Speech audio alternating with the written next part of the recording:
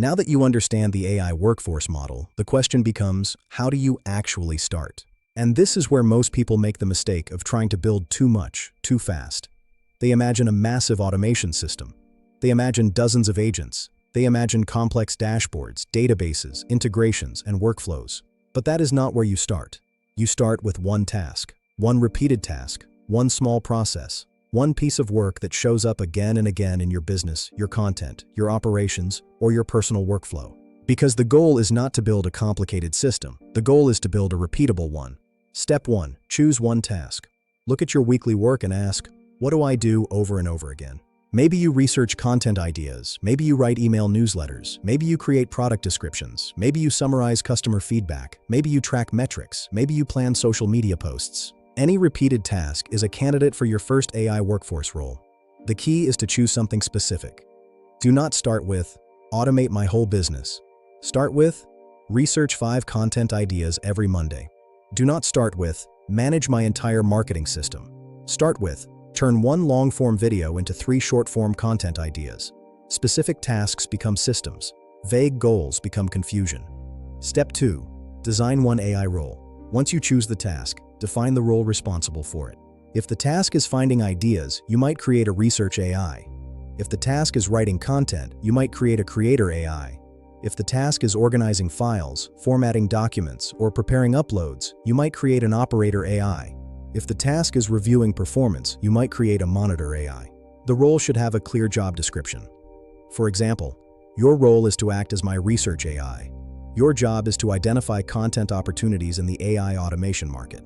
Every output should include topic ideas, audience pain points, content angles, and recommended next steps. That is already more powerful than a random prompt, because now the AI is not just answering a question, it is performing a role. Step 3. Create one repeatable workflow. A workflow is simply the path from input to output. For example, input, one topic. Process, research the audience, identify pain points, generate angles, rank the best ideas. Output, 5 usable content ideas. That is a workflow.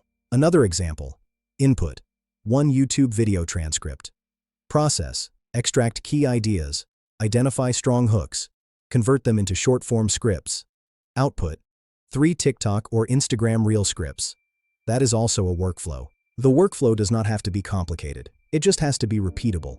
The first time you run it, it may be rough.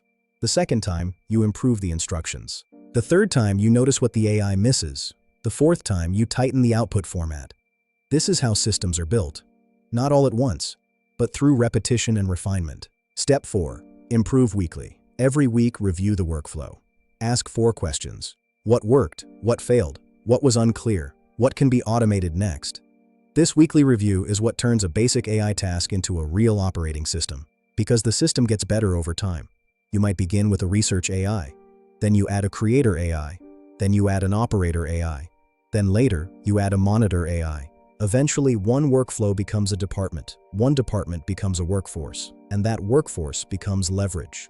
This is the compound effect of systems. Most people underestimate small workflows because they do not look impressive at the beginning, but every serious system starts small. A content engine starts with one repeatable content workflow. A product engine starts with one repeatable product workflow.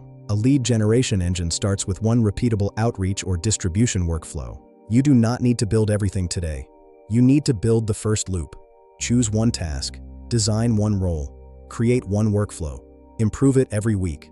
That is how you start building an AI workforce. Not by chasing tools, not by collecting prompts, not by trying to automate everything at once, but by designing small systems that can repeat, improve, and eventually operate without constant human effort.